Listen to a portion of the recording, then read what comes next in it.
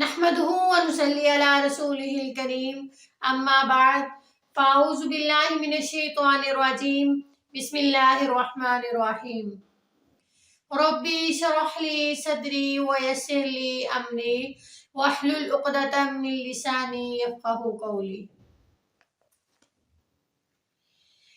دین اسی وقت مکمل ہوتا ہے جب انسان کی ساری زندگی اللہ تعالیٰ کی مرضی کے مطابق گزر جاتی ہے۔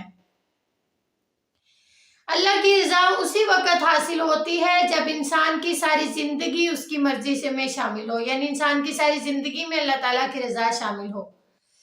یہ نہیں کہ کچھ حصہ اللہ تعالیٰ کی مرضی سے گزار لے، کچھ حصہ اپنی مرضی سے گزار لے، کچھ حصہ لوگوں کی مرضی سے وہ گزارتا ہو اور کچھ حصہ وہ شیطان کی مرضی سے گزار لے، ایسا نہیں ہوتا۔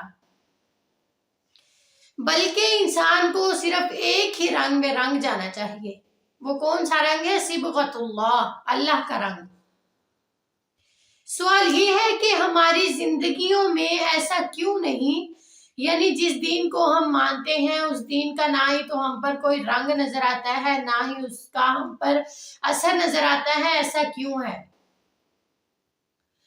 سب سے پہلی وجہ یہ ہے کہ ہم جانتے ہی نہیں کہ ہم مختلف موقع پر، یعنی اسلام کی قلم کیا ہے، یعنی اسلام ہے کیا چیز، ہم یہ نہیں جانتے، تو ہم پر پھر اس اسلام کا، اس دین کا اثر کیسے ہوگا؟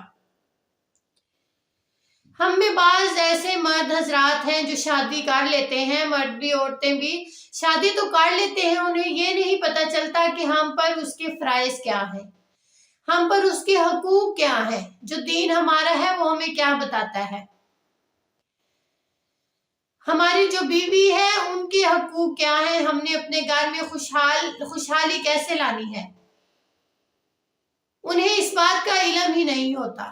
اور ہاں، بعض لڑکیاں بھی ایسی ہوتی ہیں جنہیں پتہ ہی نہیں ہوتا کہ شادی کے بعد ان پر کیا حقوق ہیں، انہوں نے کیا کرنا ہے۔ جب ہم یہ چھوٹی چھوٹی باتوں کو اگنور کرنا سیکھ لیں گے تو ہم اپنے دین میں کیسے داخل ہوں گے، یعنی ہمارے دین کا ہم پر کیسے رنگ آئے گا، کیسے اثر آئے گا۔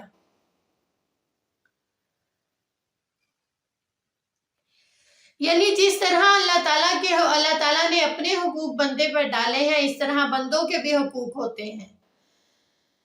یعنی اللہ تعالیٰ اپنے حقوق تو انشاءاللہ معاف کر دیں گے، لیکن بندوں کے حقوق تب تک معاف نہیں کریں گے جب تک انسان خود اپنے حقوق کو معاف نہیں کر دیتا۔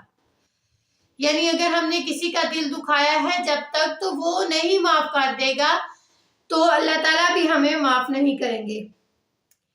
جیسا کہ فرمایا کہ خبردار، انسان کے جسم میں ایک ایسا ٹکڑا ہوتا ہے کہ اگر تو اس ٹکڑے کو وہ ٹکڑا درست ہو تو سارا جسم درست ہوتا ہے، اگر وہ ٹکڑا بگڑ جائے تو سارا جسم بگڑ جاتا ہے۔ تو خبردار، وہ جو جسم میں ایک ٹکڑا ہوتا ہے وہ انسان کا دل ہے۔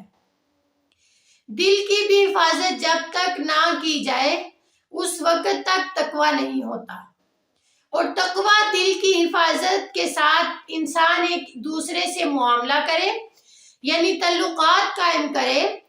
اگر تو انسان کی نیت اچھی ہوگی تو تعلقات بھی اچھے ہوں گے، یہ نہیں کہ انسان باہر سے اچھا ہو اور نیت جو ہے وہ اس کی خراب ہو تو بھی انسان کے جو تعلقات آپس میں ہوتے ہیں وہ بن کے نہیں رہتے۔ جو انسان کی جو محبت ہے وہ دوسروں کے دل پر اثر نہیں کرتی اگر نیت انسان کی اچھی نہ ہو۔